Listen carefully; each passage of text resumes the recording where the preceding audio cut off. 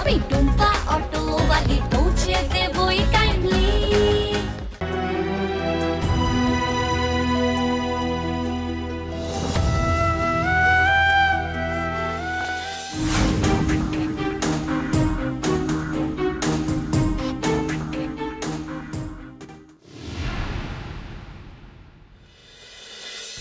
দেখো টুম্পা কি সুন্দর ঘরটা সাজিয়েছে না?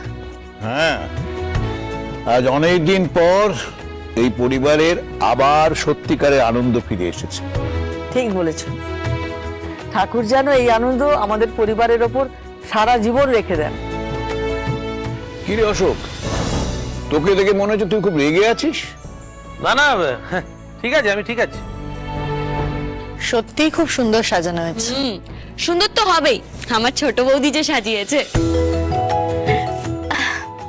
আমি একা সাজালে কি হতো? সবাই মিলেই সাজিয়েছি। আর টিম না থাকলে এই সাজানোটা এত সুন্দর হতো? আর এমনিতেও ছোটবেলা থেকে দিদি খুব সুন্দর করে সাজায়। দাদাদের দেখে আজ মনে হচ্ছে সত্যি আমাদের পরিবারে আবার আনন্দ ফিরে এসেছে। জানিস বাবু, এতদিন পর এতটা আনন্দ হচ্ছে। আমারও ভাই।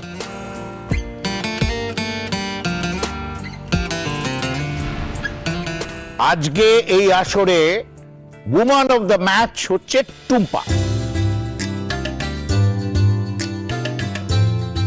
ও যদি না থাকতো এই পরিবারে আনন্দ থাকতোই না, এবং এই পরিবার এক হতো না। তাই আমি এই প্রস্তাব করছি যে আজকের অনুষ্ঠান শুরু হবে টুম্পাকে। হ্যাঁ, সে তো বুঝলাম টুম্বা অনুষ্ঠানটা শুরু করবে, কিন্তু শুরুটা কি দিয়ে হবে? কি দিয়ে হবে? হ্যাঁ, বলো বলো। টুম্পা একটা সুন্দর করে গান গাইবে। এই রে, তাহলে তো সকলকে বাড়ি ছেড়ে চলে যেতে হবে। চুপ কর তো, বাজে কথা একদম বলবি না। এই টুম্পা শুরু করো তো, আরে একটা সুন্দর গান দিয়ে অনুষ্ঠানটা শুরু করো। ও ঠাম্মি, তুমি বুঝতে পারছো না, আর যদি টুম্পা গান গাওয়া শুরু করে তাহলে আমরা আর কেউ এই বাড়িতে টিকতে পারবো না। দাঁড়া না, টুম্পার জন্যই আমাদের সমস্ত দূরত্ব মিটেছে। তাই তার বিনিময়ে যদি টুম্পার গান আমাদের সহ্য করতে হয় তাহলে করবো। কে টুম্পা, তাই তো? আরে আমি এতটাও খারাপ গান করি না অর্কদা। ঠিক আছে ঠিক আছে, শুনি তোমার একটা গান শুনি। শুনি শুনি শুনি। এই ভজরি, তাড়াতাড়ি গিয়ে মাইক্রোফোনটা নিয়ে আয়। সাউন্ড বক্সটা ঠিক কর। যা যা যা।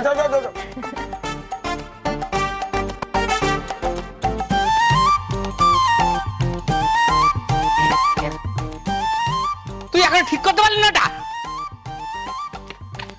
কি হয়েছে? এই তো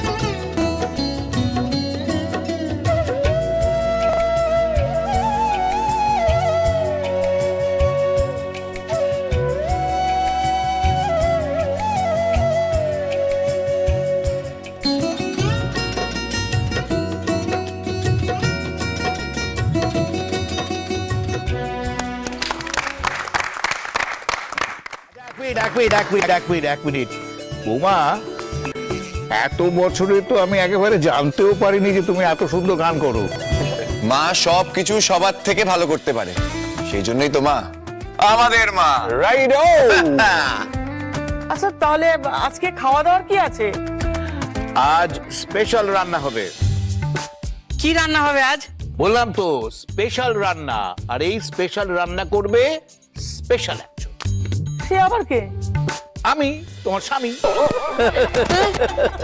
তাহলে আমি কি করব? ও ভজরিদা, তোমার যা করার তুমি করো, আমি কিন্তু দাদুর অ্যাসিস্ট্যান্ট। কিন্তু দাদুর সব থেকে কাছের অ্যাসিস্ট্যান্ট হব আমি, আর সব থেকে বেশি কাজ করবো আমি। চলো যাওয়া যাক। হ্যাঁ ঠিক আছে, ও চলো চল, তুই আগে চল।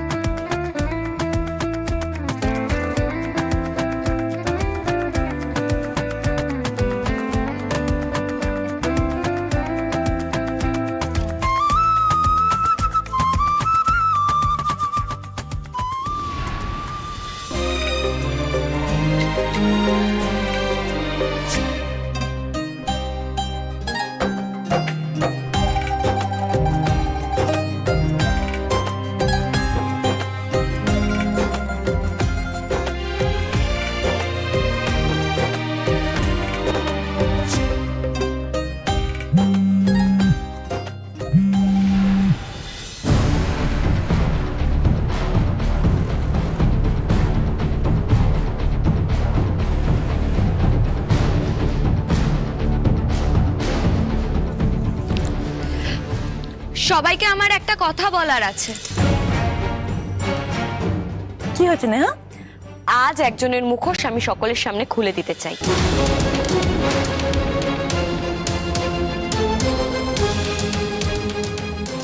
নেহা, নেহা আজকের দিনটা থাক না, সবাই এতদিন পর একসঙ্গে আনন্দ করছে। নেহা একটু বোঝো। আজকের দিনটাতেই তো মুখোশ খোলা দরকার ছোট বৌদি। আজ মুখোশ না খুললে মুখোশের পেছনের মানুষটা আবার আমাদের পরিবারকে ঠকাবে।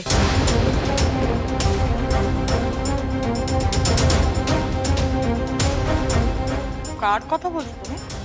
তোমার কথা বড় বৌদি। কি উল্টাপাল্টা কথা বলছো নেহা? সারাক্ষণ কেন আমার পেছনে পড়ে থাকো?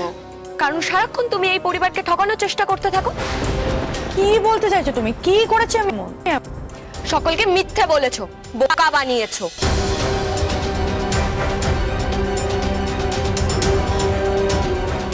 নেহা আমি বলছি তো আজকের দিনটা থাক। নেহা ছোট বৌদি, আজ আমি কারোর কথা শুনবো না। এই মহিলা আমাদের সবাইকে মিথ্যে কথা বলেছে।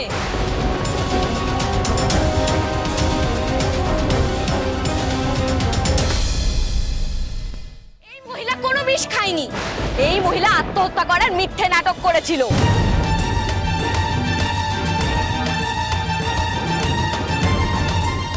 নেহা কি বলতে চাইছিস তুই? সেদিন হসপিটালে আমি বড় বৌদিকে ডক্টর আর নার্সের সঙ্গে কথা বলতে দেখেছিলাম। সেদিনই জেনে গেছিলাম আমি বড় বৌদির কিচ্ছুই হয়নি। নার্স আর ডক্টরকে টাকা দিয়ে বড় বৌদি সব কিছু সাজিয়েছিল, যাতে আমাদের বোকা বানাতে পারে।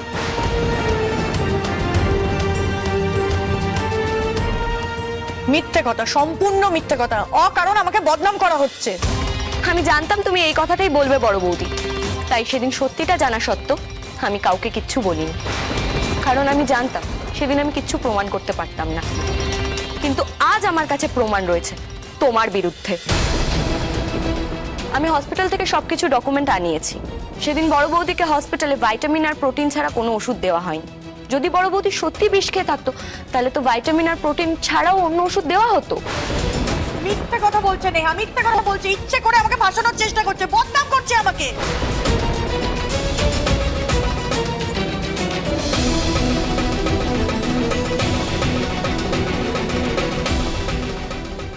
ওর কথা দিদি,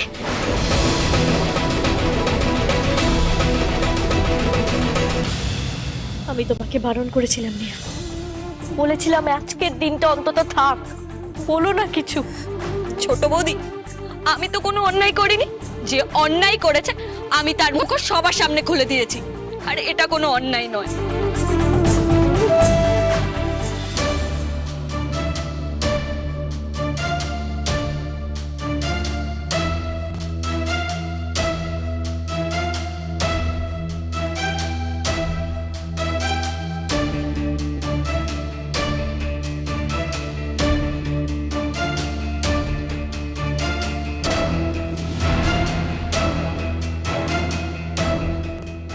সুটকেস গোছাচ্ছে, মানে বাড়ি ছেড়ে চলে যাবে বলে ঠিক করেছে।